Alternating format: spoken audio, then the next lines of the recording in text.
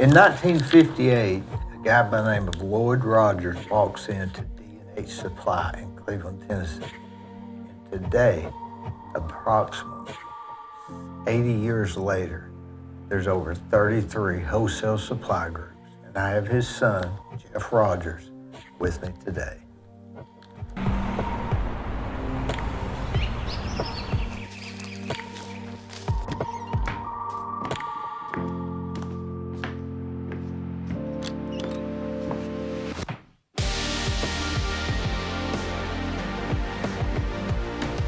So Jeff, have you seen Eddie Botts lately? No, it's been a while. You know, him and Dad was in a lot of the dealings together on real estate and different kind of things. They were just good friends. You know, they just he talked to Dad a lot, and Dad talked to him. But I haven't seen him, you know, personally in the last probably in about a year. I talk to him about once a week. He's doing real good. Good. But him and Lloyd did a lot of people would not believe the little side, I don't know what you'd call them, projects, but they did a lot, didn't they? You know, and I don't know all of them because there was a period of time there when I was in Georgia working in the ministry, vocational ministry, from about 95 to 2006. But I know they had a couple subdivisions that worked on developments like that. Eddie was real foundational in helping where we're at now at Willow Point, down on Keith Street. I mean, he was involved in that procedure, that purchase and stuff, because I know we've done some leases down there, quite a few leases, and I know Eddie was involved in helping Dad with that. And they developed South Fork, that commercial area, they did. South Fork subdivision. Over where the fitness center is now, the, what's it called? Planet Fitness. Planet Fitness, yeah. Over there in that area, they developed that whole side over there. And then across the street, I think there was a neighborhood, South Fork or something. South Fork subdivision, yeah. I built a house, about 3 little houses there, I remember. Those lots were, I think, $6,900. Isn't that crazy? Can you imagine if you had, that would cost that for heat and air repair? It would, exactly right. I guess it would, wouldn't it? It'd be every bit of four grand. Yeah, with units and everything. With labor, it'd be at least that. A roof would be $9,000. Yeah. Things go up, don't they? They sure have. Now, whenever he went to work there, it was D&H Supply. Who was D&H? Roy Higgins and Gene Davis. They started that as a Cleveland, I think it's called Cleveland Block Company. Which Gene Davis? The alarm guy, Gene Davis? No, this was, Gene's passed away, but he was kind of an engineer type guy, and then Roy, you probably knew Roy, I know. Yeah. And Roy was kind of the people aspect of it. You know, he was very personable, and Gene was a great guy too. But Gene was a little quieter than Roy. If you know, people know Roy, used to know Roy at First Baptist and different places. They know he was very outgoing, active over there, and he was just like a second dad to my dad.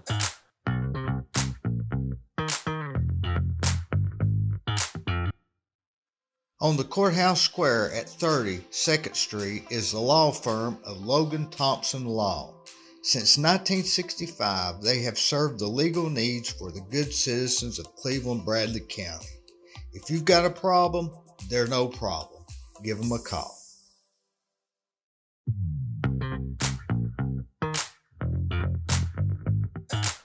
So did Lloyd, what was his primary job there?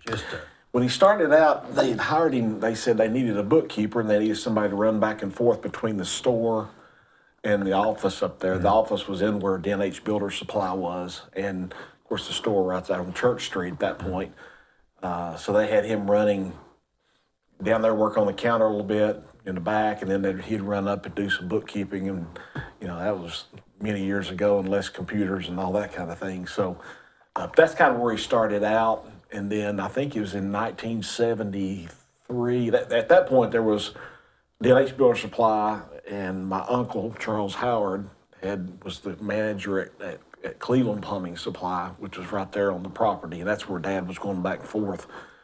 And so he would run up there. And then I think that was in late 50s, early 60s. And So I think it was 71 or 73, they opened up. Dad said, we're doing plumbing supplies. We got builder supply. Why don't we do electrical supply? So they opened up Cleveland Electric Supply right there adjacent to Cleveland Plumbing, and that was in the early 70s. And that's where it all began. And then we've moved up to, we're on 25th Street there for a while, up where the old, right there across from. You were, that's from right. The lighting I remember center. It's that. called Cleveland Lighting Center. North Cleveland Plumbing, Yep. and there was the lighting center as a part of it. We had a store division, and we had the showroom up there, and we sold that and moved back down and purchased another building on South Church Street, moved into it for a while, and then ended up at Willow Point.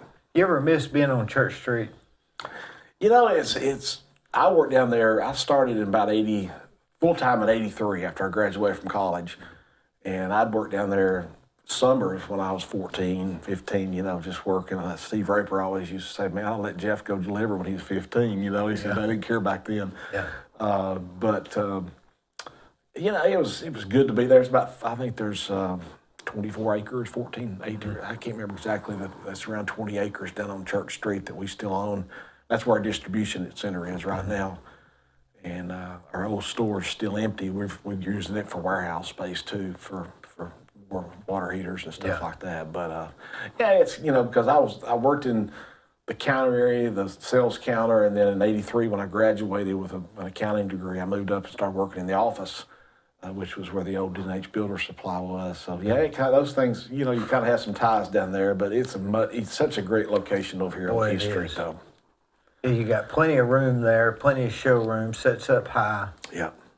Do you remember, I guess, when did Lloyd say, hey, let's open another store? I mean, what would have been his thinking? He thought when he did the electrical supply, he said, if we've got builder supply and we've got plumbing supplies, let's go for the whole package and bring the electrical in so people can get their lighting and everything there. So that was in the early 70s, and I think 1976 was the very first location outside of Cleveland. It was in Crossville, Tennessee.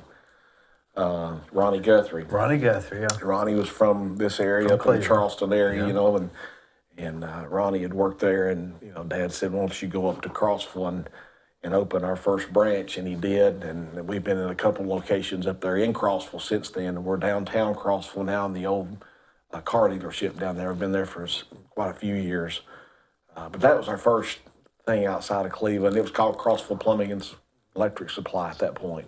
Wonder why Crossville? Was there something significant? Did Lloyd foresee that?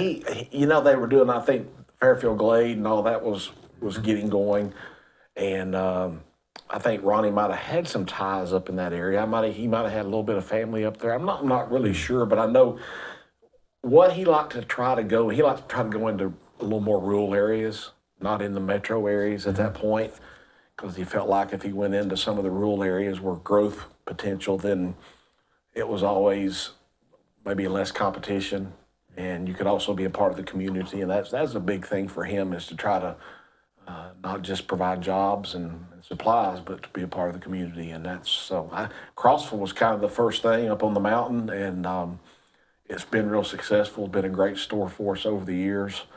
And like I say, we're downtown now with a nice showroom, and it's been a good store. And I think Fairfield Glade is kicking back off some up in that area. They're building some more houses up there and starting, and it kind of slowed down there with everything during the crunch. But so Crossville's been good, and of course like I say, that was our first one, and it's went from there, and now we're at 33, including the distribution center.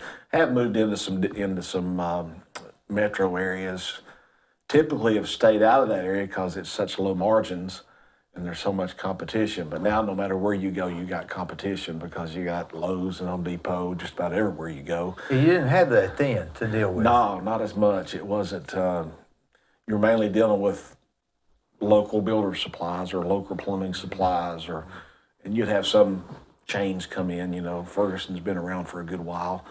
But are they national? What they are? They're actually. I think they're out of France, maybe. They're based out of another country, and but yeah, they're nationwide. There's hundreds and hundreds of locations in Ferguson.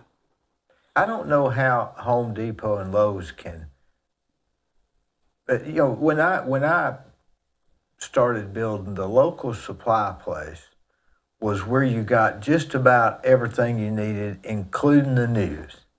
Oh yeah. And your coffee, and I mean, it's like Petticoat Junction when they're in Mr. Droger's store. Mr. Droger, is that right? I think that's right. That sounds right. No, not Droger. I can't think of his name. Yeah, he drove the truck around. Yeah. So has that changed, or is that still? Well, I think it's changed to some degree just because of technology and those kind of things. But as far as the personal aspect of it, I was having a conversation with one of our employees the other day, and we were talking about putting in some new procedures and stuff to make things more safe, and he was worried about. I just don't want us to get to that corporate mentality and everything. And I said, well, as long as I'm at Wholesale Supply, as long as I have anything to do with it, because I know that's the way Dad was, is, we've had multiple opportunities to sell that company. He had calls all the time, but he would never entertain that because there was, 250 families we provide resource as far as our families and support. And he took that real personal. He said, those are my family. And he said, if I got rid of this, if I sold out, all those folks, a lot of those jobs would be eliminated because of duplication. Yeah. And he said, I just can't do that. And so that aspect of it, as I told the guy the other day, will never change. We're very personable. It's where you can come and sit down on the counter and talk with the guys on the counter and cut up and doing all that kind of stuff. There's free delivery. Yeah, free delivery is a big deal. It is. That's one thing, and I don't know how Home Depot and Lowe's. I know they do some free delivery probably to builders. You'd about know that. I've never had anything. I don't ever had anything delivered by them. But it's. I always go to Wholesale Supply. I appreciate that, and I appreciate that very much. And you're a great customer, and I thank you for that. And we try to offer that service. Service is a big thing to builders like you. And, if we don't have something, then we can find it for you. You don't have to go looking 15 places.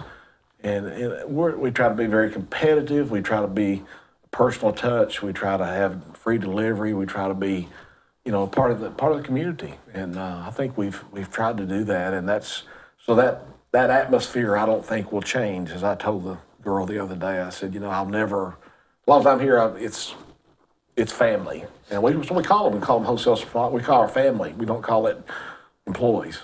And it may be that you can't even operate another way. Maybe you have to have that connection, or you become the corporate, and now it's all just about money. Well, I've had people had an employee tell me the other day, hey, I've worked in that, and y'all are different. We're different here because it was her. She was saying we are different here, and she said I don't want to go back to the other. Nothing wrong with that atmosphere for some people. Some people, they don't fit into that, and they like to have more belonging. I think it's worth something to go into to a place that the guy behind the counter has been doing it for a long time. He kind of knows the questions. He kind of knows what's not been working, what the trend. He'll know more about what the trends are than a magazine. Well, we have to, a lot of our guys have to keep up with that because they hear it from people coming in wanting those products, or so. And then of course our distributors try to keep us, our suppliers try to keep us up to that too, and always push us to try to get to that next newest thing. When I grew up, I was working for my Uncle Joe Ormby. I guess you know him. I know Joe. Hey, did you know that was my uncle? I did not. Yeah, that was my uncle. I worked with him forever, from the time I was 14 to the time I was 19. And Wholesale Supply was, usually Saturday mornings. And I'll tell you a funny story. I'd finished this big custom house. I was about 22 years old. and it was a Saturday morning, and it was way out on Ladd Springs Road, and I had been up there cleaning the house, and it was noon. I was finished, and me and my wife were going to go, or girlfriend at the time, was going to go ride up to the mountains. So I stop in at Wholesale Supply, and I'm sitting there behind the counter. I don't know, I forget what I was doing, and it dawned on me I had left the bathtub running. And I drove 80 miles an hour down Ladd Springs Road from Wholesale. And when I got there, because the open house was the next day, there was a drop ceiling below, and I could just see everything. It was a big house for the time. And the water was right there to the top. It didn't, and I had to lay down for a few minutes because my heart was beating so bad. But isn't that funny what you remember That'd those be a things? bad feeling, wouldn't it? It was a bad feeling. Especially with open house the next day. But when we were working, all we had, either they wanted a white shower or an almond shower. Yeah. And there was $8 difference in the price. Yeah, that was the two major colors. That was the two major colors. And it was, you didn't really, if somebody says, about what's it cost to plumb a house, you could say how many bathrooms, and you could get pretty close. Nowadays, if they say how much is a commode, there's no way that you could give them a general price. Now, if you look in the newspaper or the for sale ads, it'll say $40, but they're just talking about the bowl or just the tank or doesn't come with the flush. There'll be some kind of a gimmick. And it's just so many options now. You almost got to say, which brand are you buying and what's the color charts for their different whites? Oh yeah, there's all kind of colors now. And if you get diamond white versus white, it may be $400 difference in cost for something you really can't tell. So that's changed about our business. It has changed a lot. There's a lot more options out there for people, which end up making you stock more material. Yeah. And but it's people want options. They want choices, and so there's all kind of colors. That we used to have the old polished gold. Oh yeah. Now they call it rose gold. Oh yeah, it's got a little back out, and it's kind of got that polished gold. It's got a tint. little bit of a pink to it, doesn't it? Hue. Got a little hue to it in the pink. That'll do away with the oil rub bronze. If you'd have put an oil rub bronze on a person's door in 1983, he'd have run you out of town. They wouldn't hurt of it. It's polished chrome mainly. A polished chrome, yeah. Or a lot, maybe polished gold back then. There might have been some polished gold, but it was mainly just just chrome. It was just chrome. Just chrome. People don't realize if you went through a whole house and you'd put the absolute basics, everything would work the same. They'd be shocked at how cheap you could build a house. Yeah. Versus one that's upgraded slightly. It'd be a 20% more, 30% more. And that's with plumbing supplies, electrical, lighting, Heating and air probably. everything. Just wood floors on wood floor. Whatever you do for your floors. Carpet. It can vary From the beginning huge. to the end. And I've been surprised. It's surprising how you talk about those houses down on South Fork and what you built that for, what the lot went for. Now that the prices now are just, we've seen it in our business over that last during COVID. We had, I can't tell you the pricing. We had price increases in everything, and I know you've seen that. With your supplies. And I'd get a letter in the mail. Building. I mean, it's gravel. Yeah, Gravel. concrete. You don't realize a load of gravel was $350 before COVID, and it's every bit of $650 now. Yeah, I heard somebody How do say you the other factor day that $750. How do you factor that in? It's hard building houses now, isn't it? You got a lot more things you got to. They're putting the guy that hauls my gravel. They put at the bottom. They'll put a Biden surcharge. I guess it's for gas. Oh. But that's what a lot of them do. And I know it's just because things cost more, but it's amazing what people will spend for nothing more than maybe a look, because its function's about the same. Of Of course, those new commodes they have. What are those?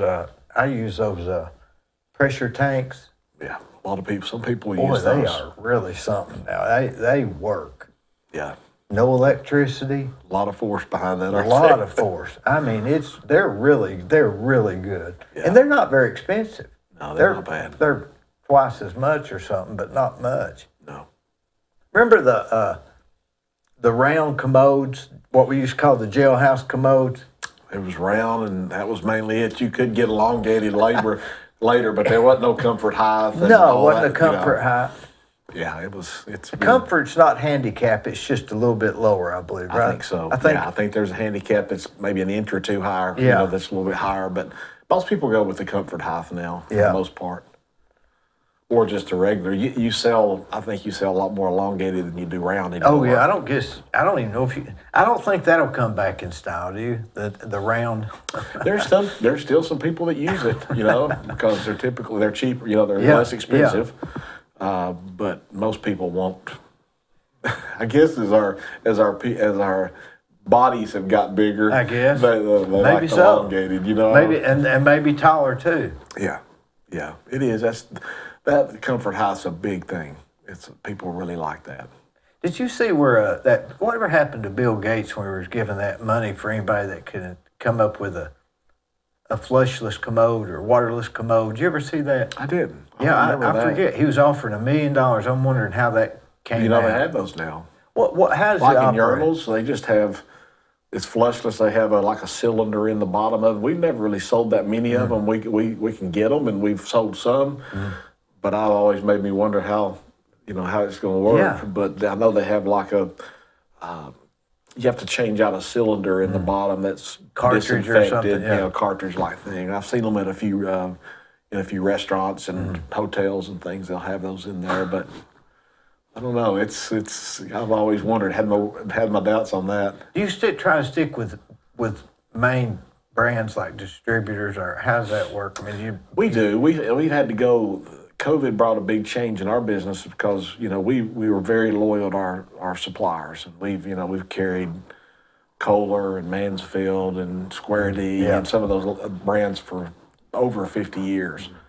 But as shortages happened and allocations happened, we did have to kind of branch out and get into some secondary lines or third lines, and sometimes fourth lines, just to be able to have it because. not necessarily bad stuff, No, right? not bad stuff. It's just, we looked for, and it was cost effective, but also just to be able to find it because it got to where, we were on allocation on water heaters, tubs, all those kind of things that only let you buy so many. And back then, at that point, it wasn't what it was going to cost. It was, could you get it? Right. Because it's amazing how building has just continued, even in our areas that we're in.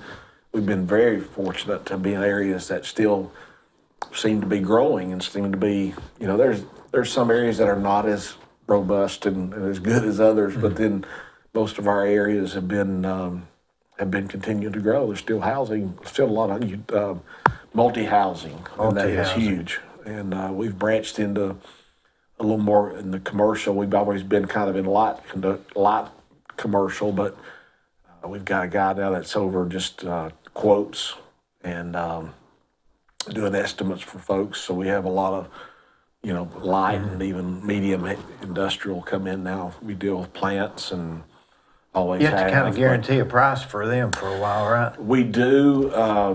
That's another thing that changed COVID because actually, really, we had to get to the point where, and it's still that way on things like wire, anything copper related, and those kind of, it's 24, 48 hours, then you're telling that's as good as you can get sometimes. Sometimes if you get a week guarantee from the manufacturer, you're good. But there again, COVID and the raw materials was so elevated at times, you never knew where it was going to be, so they wouldn't guarantee a price for a long term. Used to, you could do 90 days easy. Yeah, Wouldn't be a problem. And fudge. Yeah. And fudge on the 90. Absolutely. Yeah, we do that. We've done. It's not that way anymore. Not anymore. It really isn't. Yeah, I've been waiting on a 3-gain meter base for, If I told you, you wouldn't. I guess I you would would believe believe it. it. I would believe it. 9 months. We've had, there at one point, we had on some fixtures from Kohler and some other places, it was almost a year wait on certain ones. I don't know. I guess the manufacturing plants had social distancing too, and people got COVID and they just couldn't get the help, and it's not caught up yet. No, At all. It sure hasn't. It's still hard. We have seen a little better response on getting some help because we're shorthanded at a lot of our stores. I mean, we could still hire some more people, and we've got 20 places that we could use people right now in all of our locations combined. But for a while, it's hard to find people who leave and fill out an application. And then in our company, we're a drug-free company. Mm-hmm. And then, of course, most of them will do MVRs because they'll be in our delivery trucks, so we want to be safe. And between those two aspects of it, that eliminates a lot of folks, and it's not that, it's just that's the way we're in, the insurance regulations and things. We think it's important to be safe because we got a lot of trucks on the roads. Does it ever make you nervous? Every day. Because it's, as you know, people, they're always wanting to find somebody to sue, and it doesn't matter. We had a guy had a wreck up in our store in Lebanon, and all he did was going around a curb, and the person come over in his lane and they just hit mirrors. And I can't, it was $1 million, trying to get to. Anytime they see a company name, they try to, or anybody, it's just the way that's our culture. And it's usually not a windfall anyway. It's just 2 years of nothing. Yeah, just headaches. Yeah. And the poor old driver, he was just doing his job. He's had a wide mirror and they had a wide mirror and they met on a curve. Who would even bring that up? Just go on, right? Get another mirror. Yeah. No, that's not happening today. Do you think employees are different than they used to be? Sure, I think so. I think they're even more particular on where they're looking to because there's so many jobs available, and pay wise and all that we've seen, all that's increased just because of the lack of supply and demand, and so there's some folks that look for that environment of where they want to work, that has benefits, and they want to stay for a while, and then there's a lot of that. A quarter more an hour, or 50 cents an hour, they're gone. And it's more. The workforce is more mobile, I guess, is what I'm saying. They're not as loyal. They're not as loyal, and they could go somewhere else and get a job with a promise of this or that, and they might go to it too. Oh, absolutely. I think people are loyalty is what you're saying is they're not really as comfortable with where they're at, if that makes sense.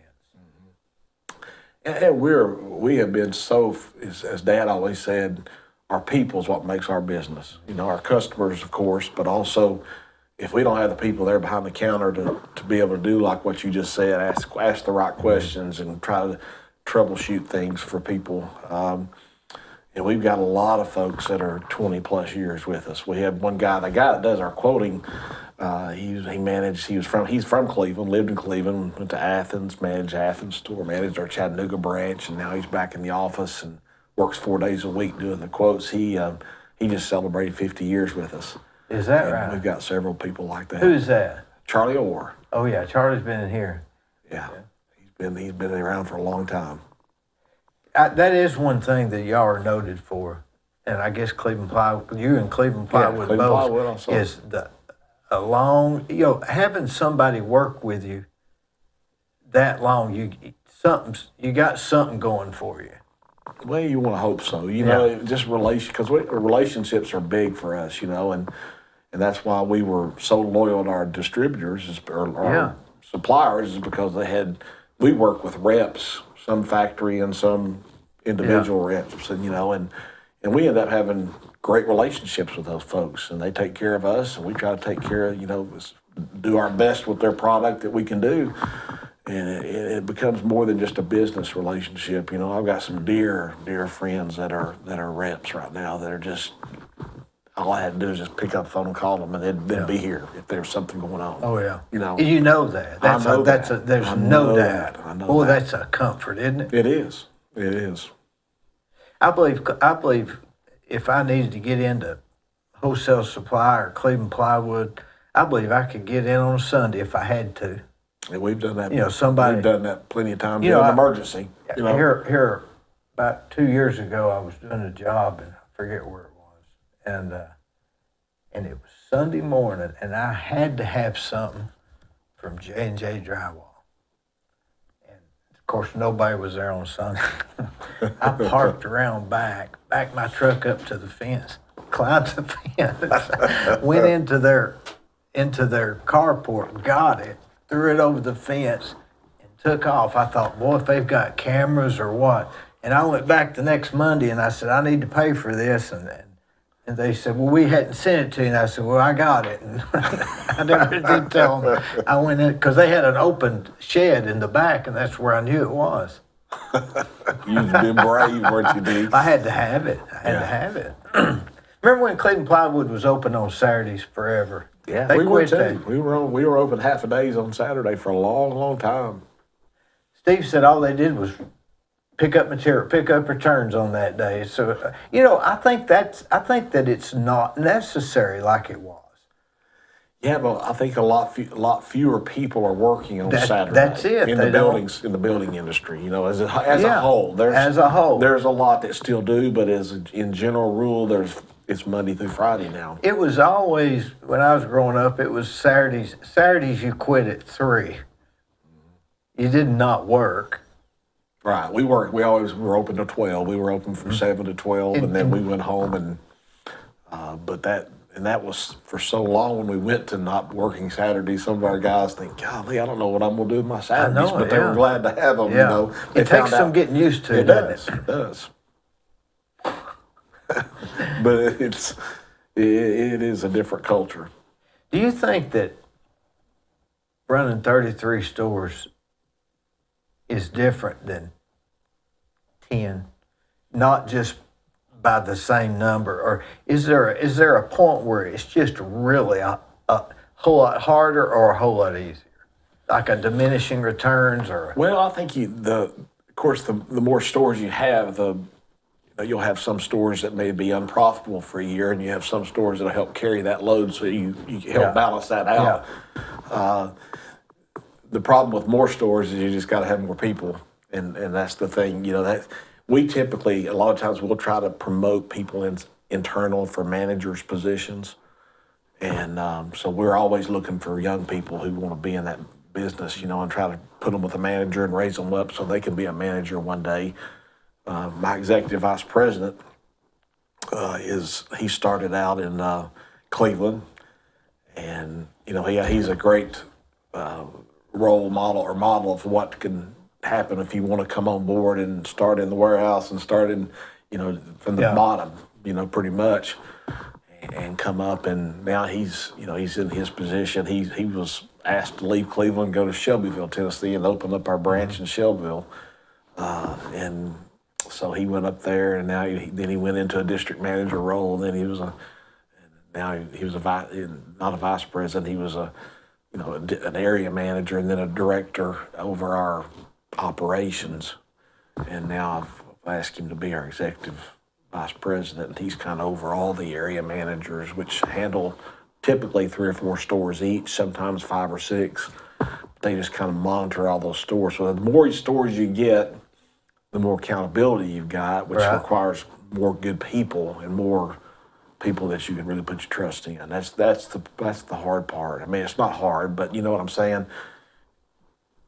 Especially with labor issues, you know, it's been even harder. But our goal is always trying to, if we can, and we've not done that before. We've hired from outside, and if we bought a company out one time, some of their guys come on and continue to work for us, and two of those times they ended up being our manager at that store. We've got a few guys right now that are running stores in Kingsport, and Lawrenceburg are just a few that I can think about that we bought out that prior company, and they worked for them at that point, and they come on and worked for us and started and managed our store and done a great job.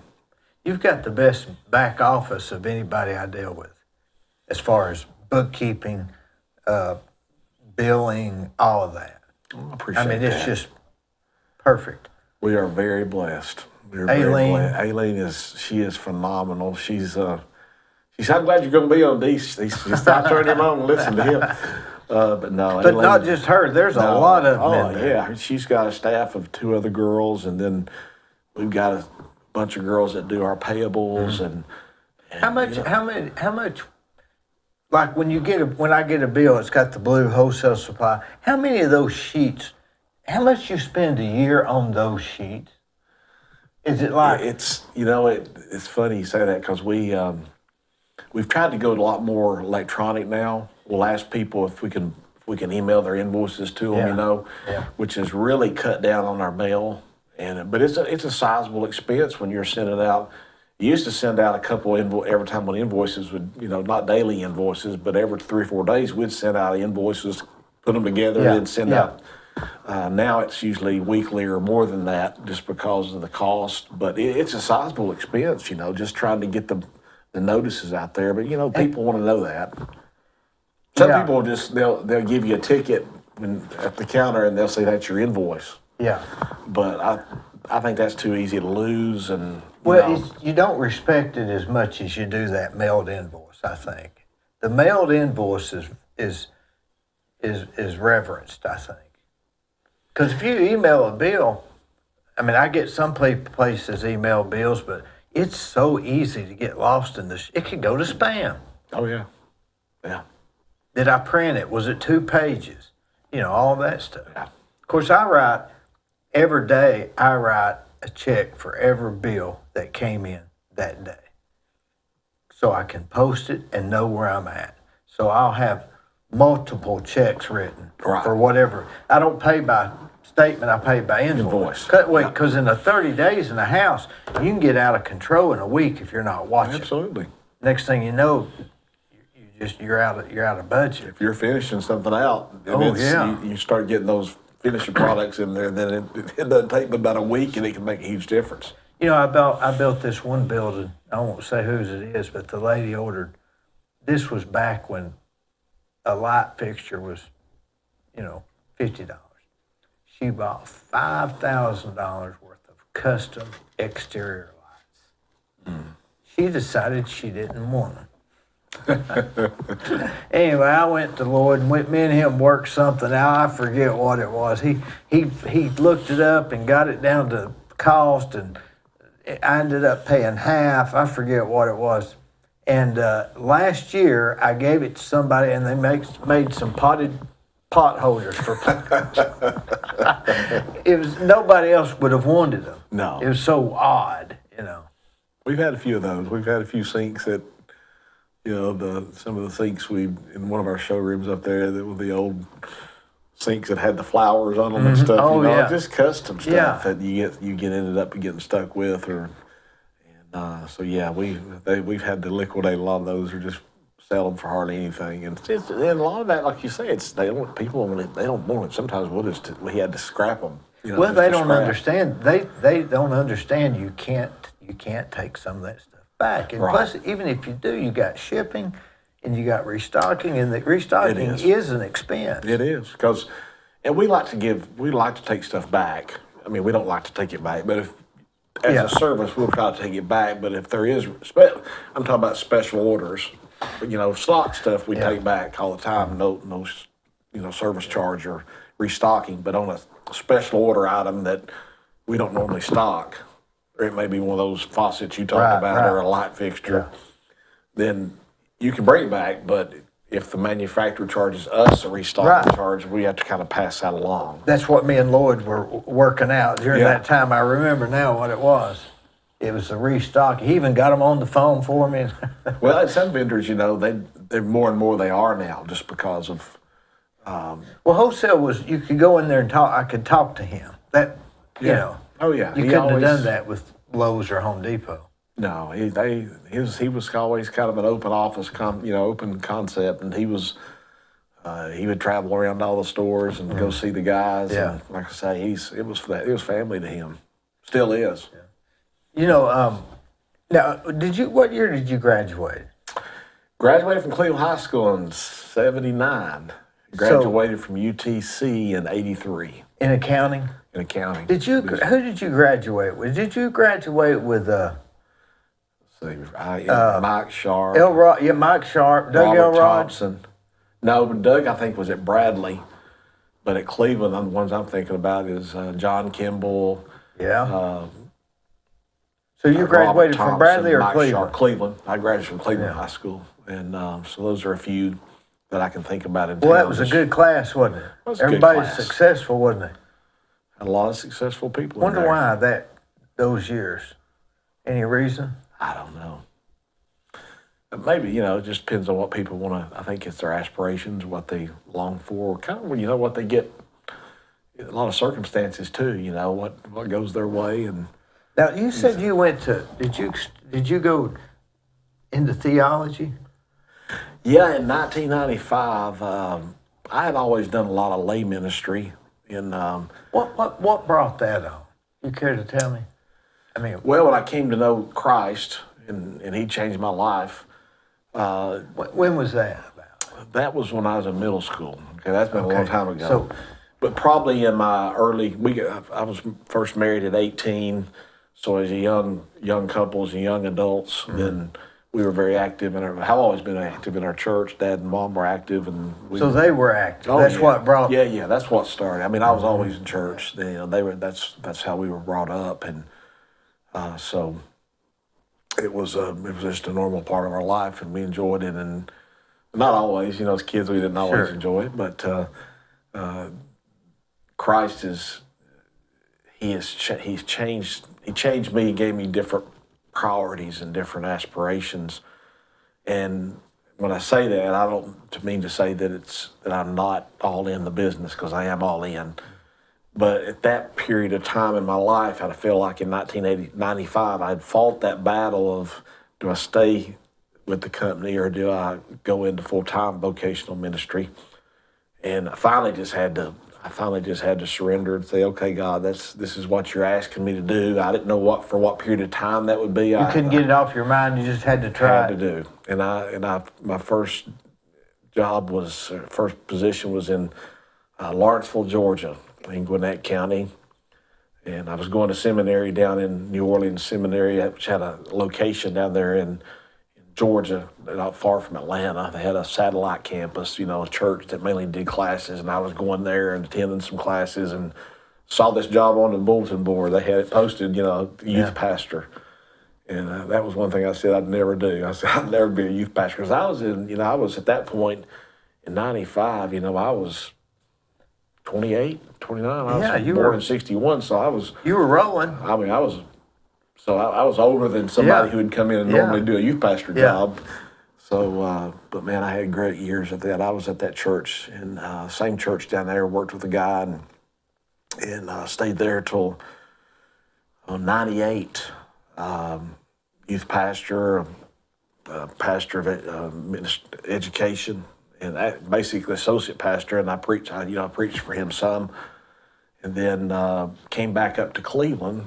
Back in 98, I moved back, went to Cleveland, first got called to First Baptist Church in Cleveland, served there as pastor of missions and young adults, and worked there for about a year. And the same church that I had served as student pastor called me back a year later to be their senior pastor. So I went back down to the same church that I already had 5 or 6 years experience with, and was down there until 95. Actually, probably in 94, 95, I left that church and did a church plant there in Beaufort, Georgia, which is adjoining. It's all in Gwinnett County. But How long did you stay in that field? Stayed in it pretty much till, let's see, I moved back up here in 2006, came to work back for the company full time. Right after that, probably in 2013, I started a form of ministry called Living Water Missions. And then a year we started having church, just Bible studies. We do a lot of Bible studies and stuff in our home. We call them small groups, life groups. And we did that as soon as we moved back up here, we started that, and probably 3 or 4 years later, we got active in another church and was involved and headed up there as a non-paid volunteer, headed up their life groups down in Chattanooga, actually Christway, Noodlewall, Christway Community Church, got involved there. And we were there for 7 years or so and did life groups. And so I was always involved in voluntary type jobs, as far as, let's say, jobs, service things with churches and volunteering. And so then we planted Living Water Mission, or Living Water Community Church, and I think 2015 was our first service. And we live out on Hughes Road out off Bates Pike, and we bought 14 acres, and we built a house and built a venue barn where we have weddings in, or any kind of party or any kind of event that you want to rent it for. So we planted a church in there, had a few services, then went to Taylor Elementary and started having services in their gym. Golly. And stayed there for 2 years, and then moved back to our barn, and been having services there ever since. Is that right?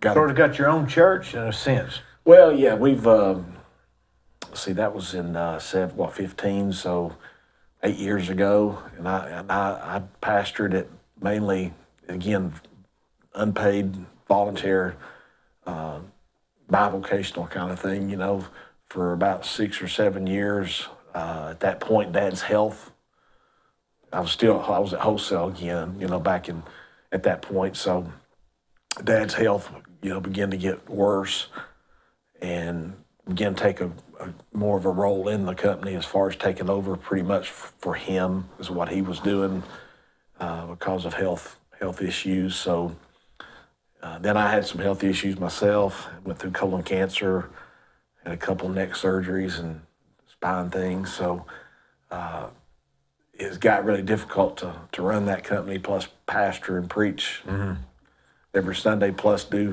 groups on Wednesday nights. So we caught a guy, a young man at that point, Jake Moats. He was a middle school teacher at Cleveland Middle School, because a baseball coach over there. We caught him on, I think, 2 years ago, and he's been pastoring. He's been the lead pastor at Living Water since then, and that's been a huge help for me. I stay on as an associate and do groups and small groups and missions, and still work there. And our family's still active there, my wife and I. But as far as the weekly preaching, I'm not doing that. I'm filling in for him when he's away or something. But done a great job. He left middle school this past year and went out. He's now full-time with Fellowship of Christian Athletes. He's one of the area reps for Fellowship of Christian Athletes locally here in the Ocoee region. You don't have time to do that, really. You're so busy with this company. It's required a lot more time, and I've got great folks up there. Back in 06 and 07, you had time because Lloyd was real active. Very, very he active. Was active He was always active. You were here right in time for 08. Yes, sir. It was a memorable 2 or 3, 4 years. It was about 3 years, wasn't it? It was. It was just, I don't know which would be hard to explain to. 08 to me was 08 and 09 and 010 was worse on me than COVID. Oh, it was. My knuckles were wide. It's funny that how business during COVID was really good. Overall. Yeah, it was just logistics. It was just, trying to facilitate it, just trying to make it happen was the problem.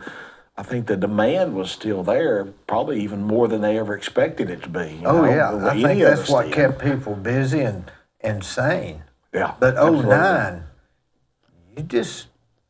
I don't know. The word I kept waking up in the morning saying is hang on. Yeah. Persevere. Just persevere. Just try to make it day at a time. It was tough, wasn't it? Dad used to say in our business, he said there was always like a 7-year cycle. About every 7 years, there'd be a thing. Kind of be a slip, kind of a dip. And then COVID brought on you a whole new whole new thought on that. I remember when I knew it was bad, I remember when I figured out it was bad, I was building a building for somebody up on the north end, and we'd called for some plumbing stuff, and they delivered it to my other job because there wasn't anybody on that job to maybe get COVID from, and so these guys went and got it from them.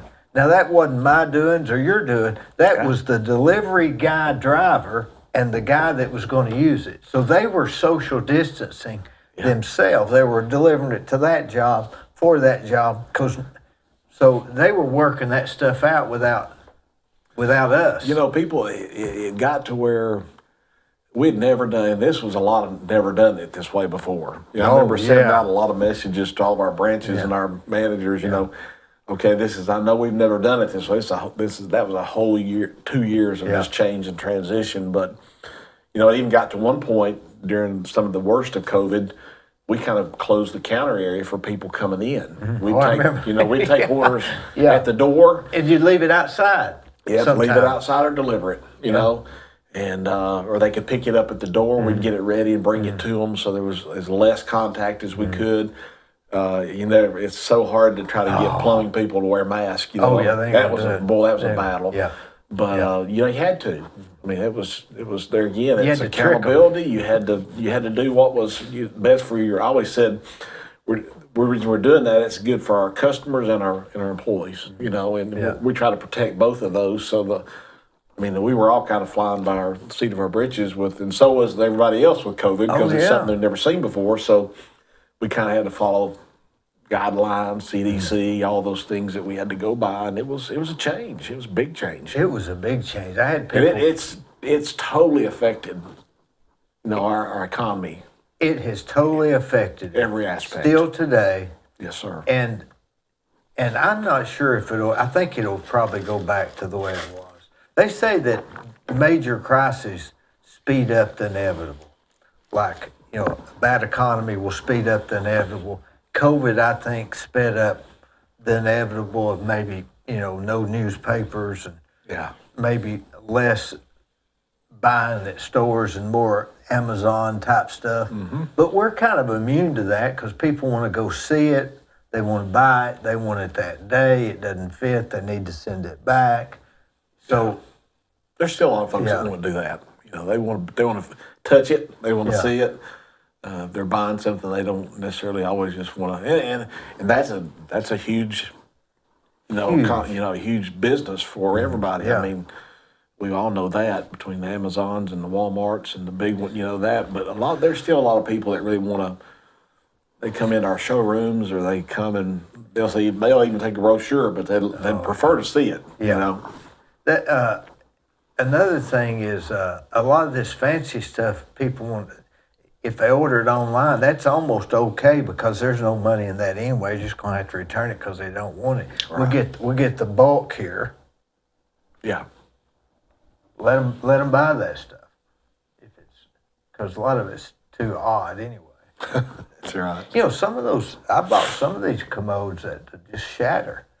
They're like made of china or something. The china pedestals and stuff, they will shatter. Really? Yeah. Can you imagine somebody leaning against them?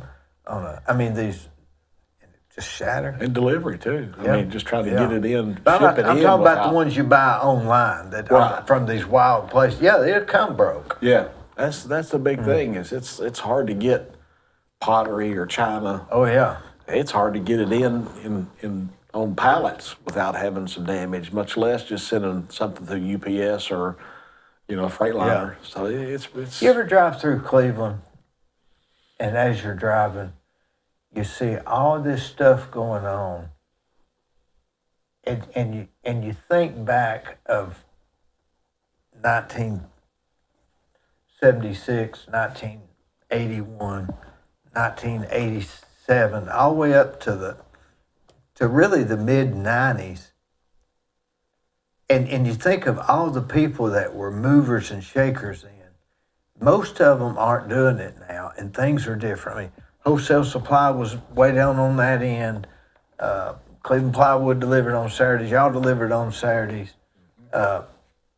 It's just all different now, and I can't put my finger on it. And I'm not sure if I like it, but I don't know what you can do about it. Do you? That's right. No, you just try to do the very best with what you have. I mean, back in those days, Lloyd and Eddie would have been at an auction to buy something to be creative, to kind of a hobby sort of thing, and they're not going to be doing that next month if there's an auction. Not as much. We've tried to get it out of that as much as we could. I mean, yeah, because it's not.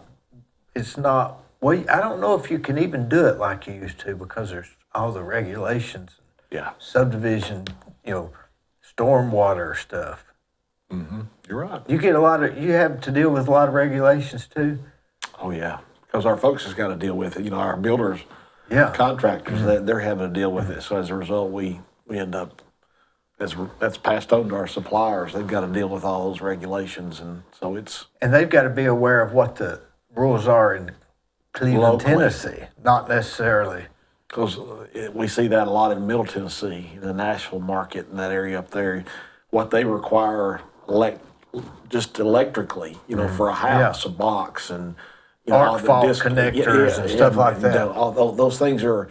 Some of them are totally different than what you have in Cleveland. The size of conduit running in for a main into your house in Middle Tennessee is different than it is in Cleveland, Tennessee. Well, you can really mess up if you don't know what you're doing in this business, can't you? I mean, you can commit to a $40,000 bill and not know it. That's right. Man. You have to rely on a lot of folks. That's why you try to have good suppliers and you try to have people that you can, a lot of it's, you got to be able to you got to know who to call to find out the right answer, and having suppliers who help you with that is a big thing. Is religion what you'd say is your hobby? Well, I would say hobby. I think is my life. And I say religion. I think there's a big difference between religion and a relationship with Christ. But as a Christian, as a follower of Christ, it's a part of my life every day, and I fail every day. We all do. Sure. Okay. But it's what I strive to do, and I fail at being the best follower of Christ I can be. But my goal is that. My goal is to do that. So it helps it. To me, it affects how I do business. It affects how I treat my people. It should affect how I treat my wife. It should treat every aspect of my life. And it's not so much as because I belong to this church, but it's because I'm a follower of Christ, And I think those denominations can sometimes divide people because I remember in Georgia when we were pastoring, I was in a Southern Baptist church. And Gwinnett County was a very diverse community. It was one of the fastest growing counties in the nation for many years.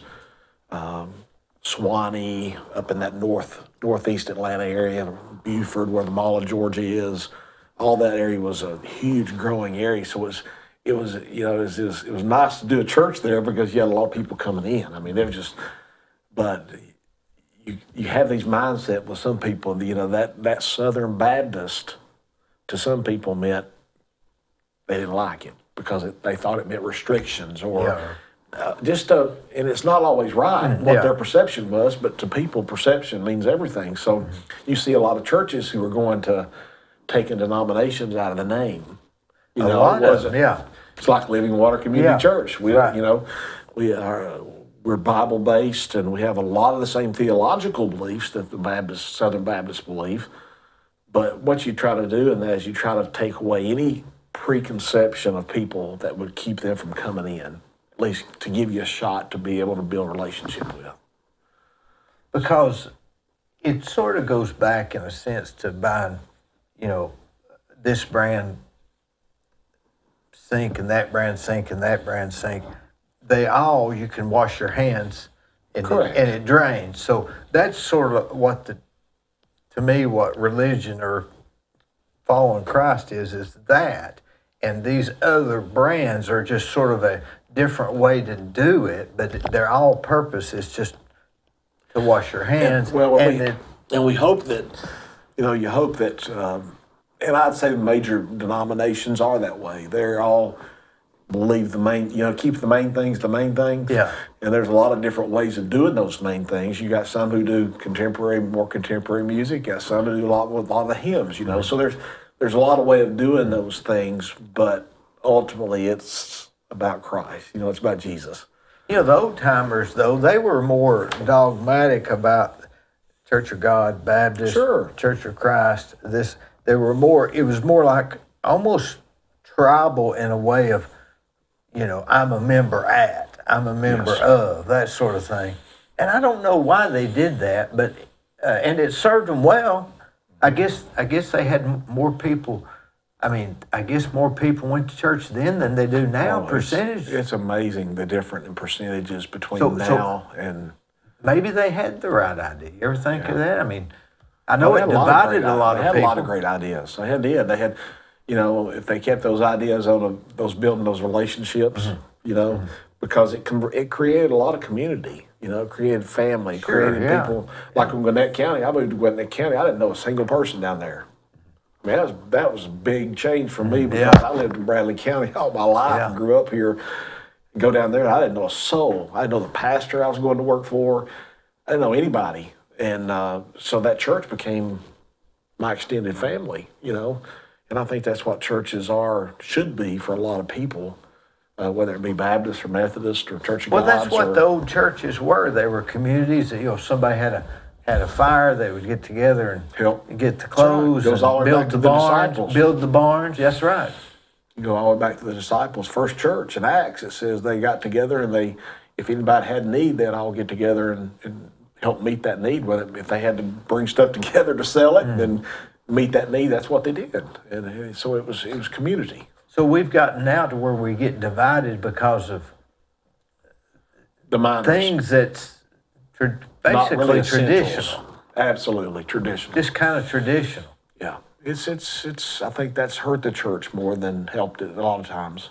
I went to the Lawrenceburg, Tennessee. I like to go to these Amish and Mennonites, and all that, just to kind of look behind the curtain or Yeah. something, see what the deal is.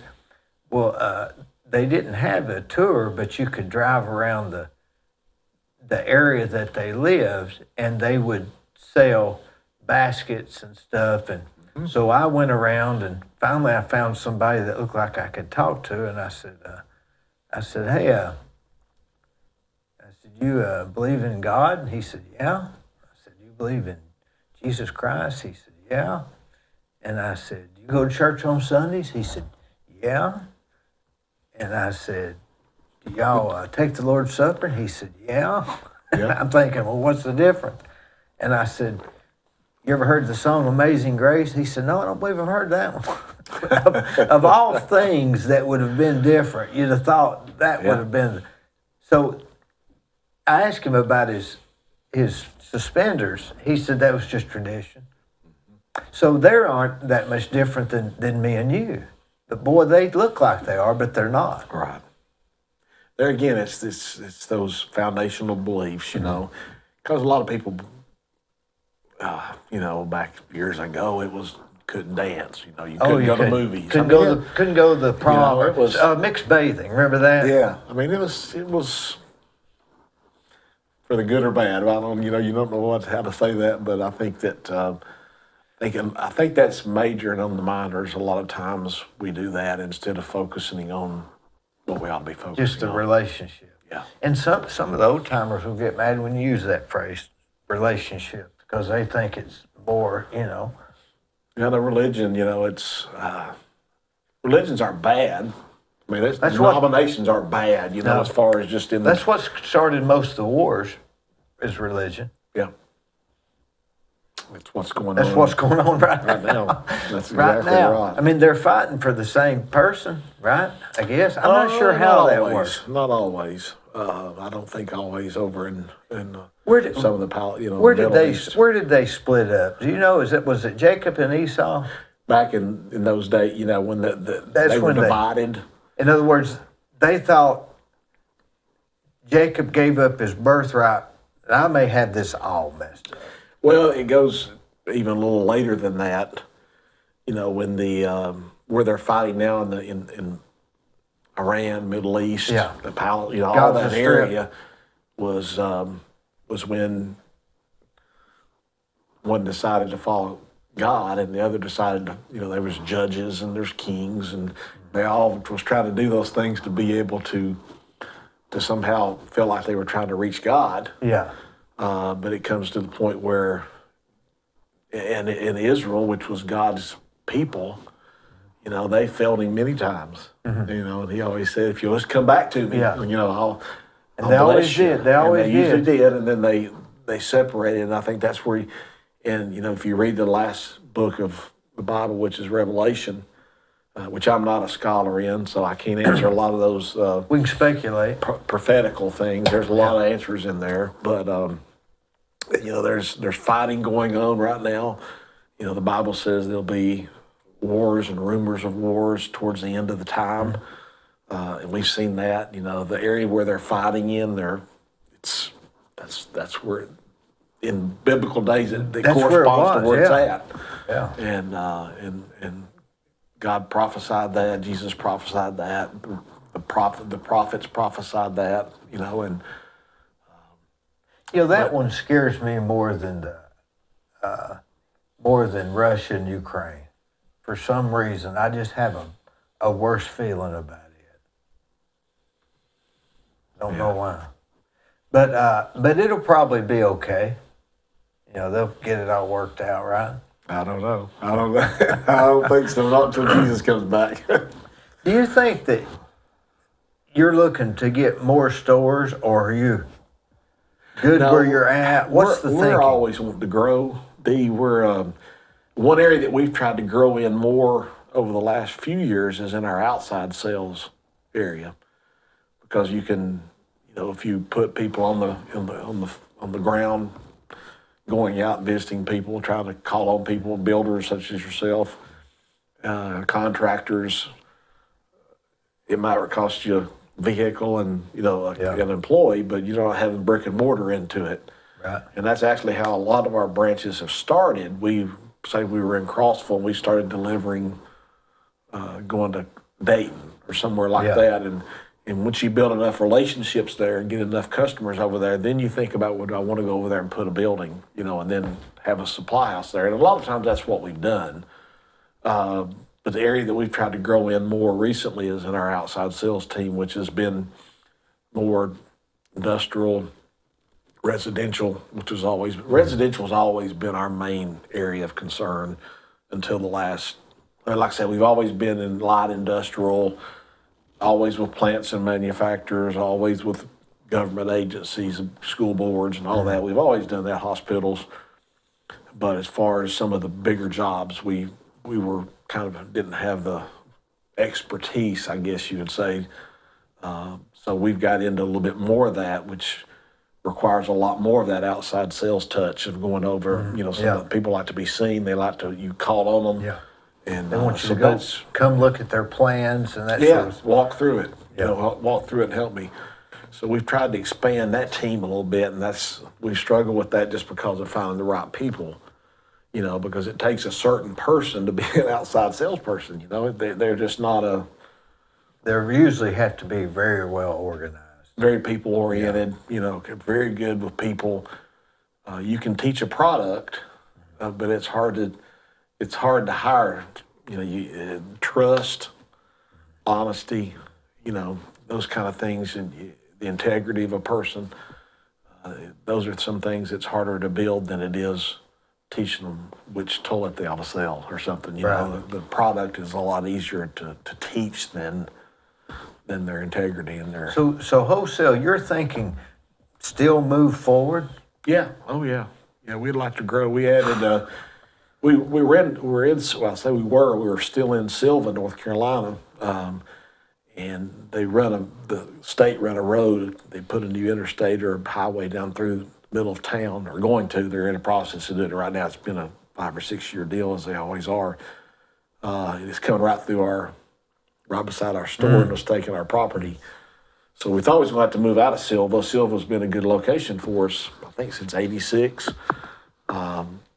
So we looked over there everywhere, and there's probably 70 businesses that it's affecting over there, which is, Sylva's not a huge town, but it's put a lot of people looking for places to go to try to It's almost relocate like their they'll business. create their own town or something. Well, it's to me, I look at small business because I think that's important in a community, and it's put a lot of those small businesses out, or in the process of putting them out, having to look for somewhere where in some of those areas the availability of land, the availability of being able to move to rent a place, sewer and everything. it's tough. So we thought we were going to be moving out of Sylva, so we went to Waynesville, North Carolina, and opened up a branch up in Waynesville, which is about 30 miles And up when, from when Sylva. when was this?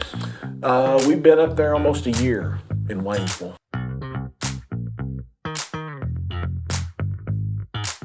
A name and brand that you can trust. Wholesale Supply has been serving the Southeast for over 75 years. Whether you need plumbing, electrical, or HVAC supplies, Wholesale Supply can provide you with the products that you need to complete any job, big or small. Supplying brands such as Kohler, Delta, Rinnai, Progress Lighting, and so many more. With 32 locations across the Southeast, Wholesale Supply is your hometown plumbing, electrical, and HVAC supplier. To find a location near you, visit wholesalesupply.us. And remember, Wholesale Supply is open Monday through Friday and open to the public.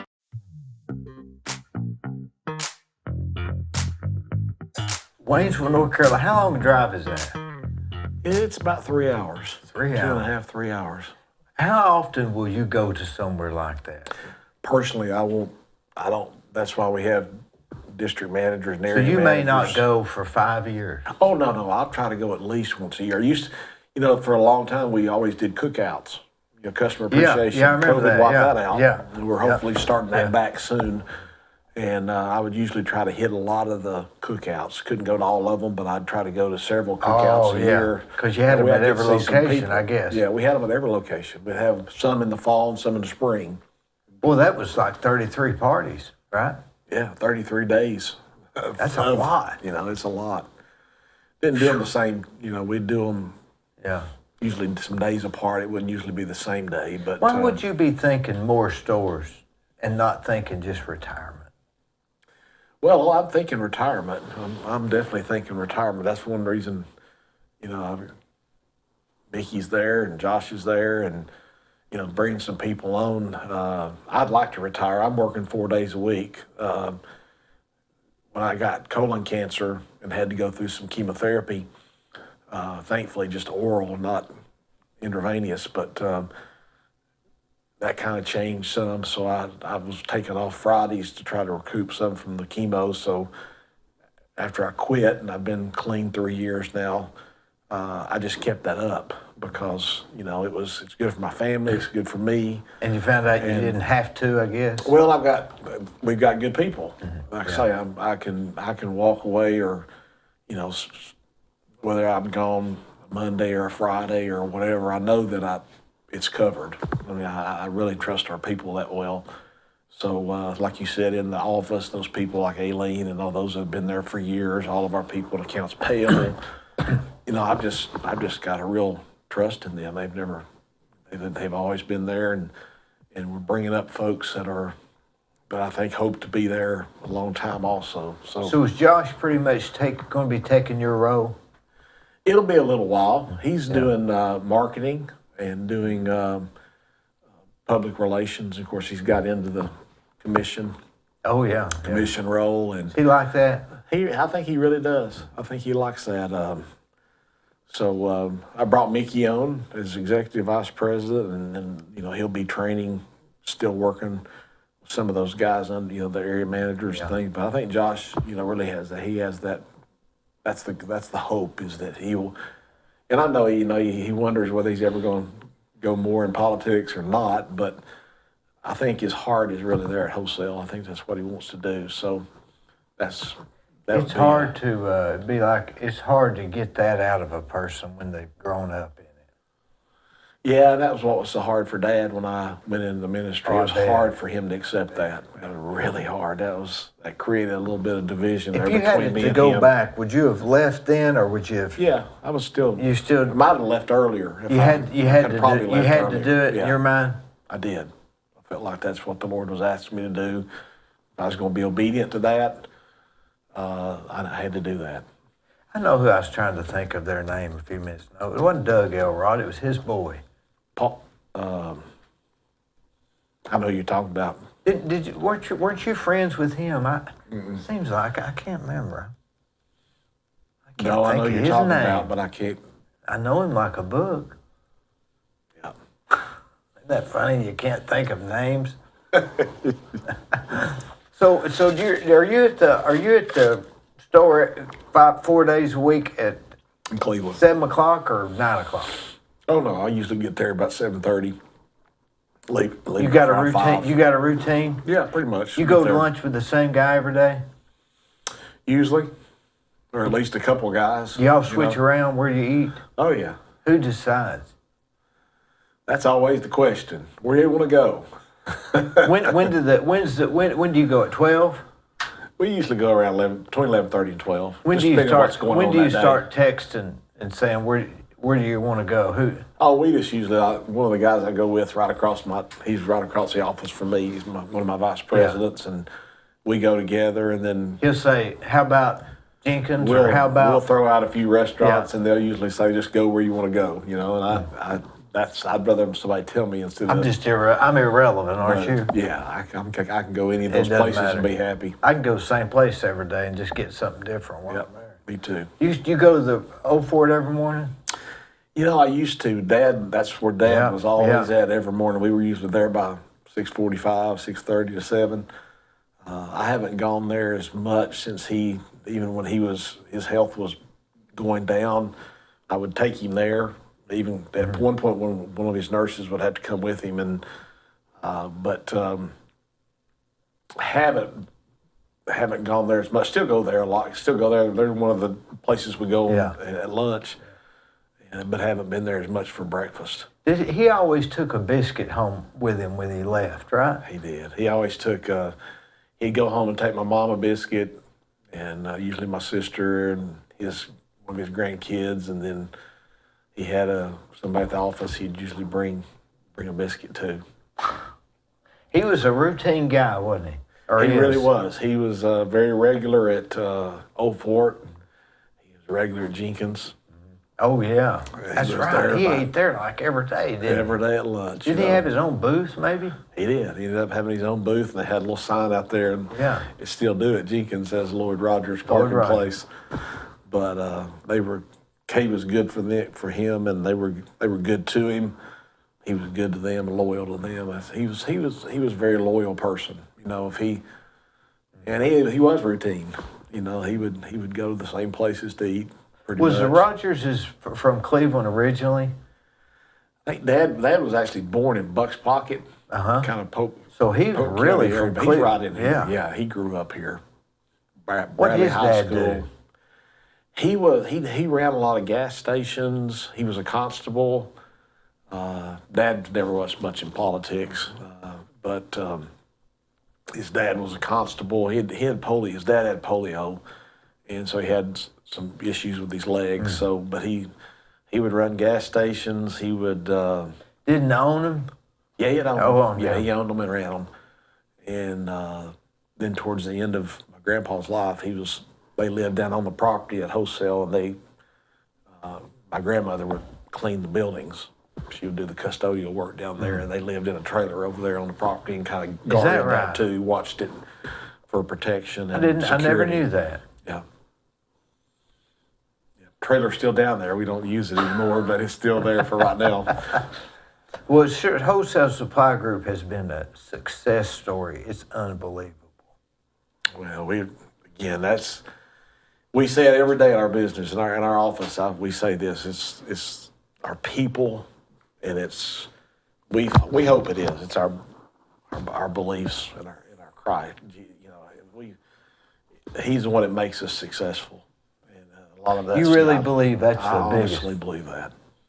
Instilled into people, because that affects every part of your business. If it should, Yeah. and it affects every part of your relationship with your employees and your customers.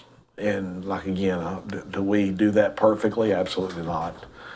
Do we strive to do it to the best that we know how to do it? Yes.